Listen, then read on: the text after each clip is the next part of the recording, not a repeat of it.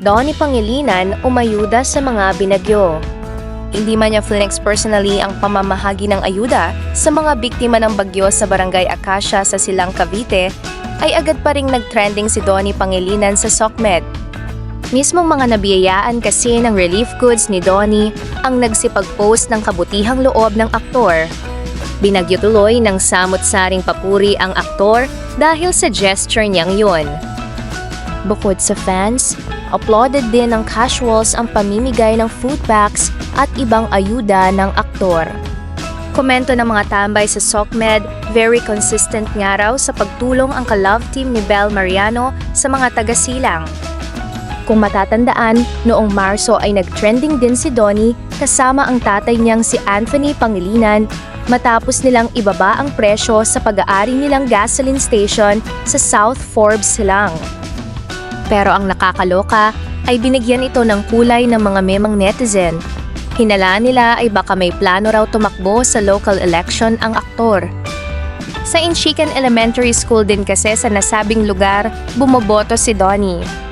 Kaloka ha, tumulong na nga yung tao, iniintriga pa. At least si Donnie may puso sa pagtulong at mas importante iyon kesa sa mga kuda ng kuda lang sa SOCMED.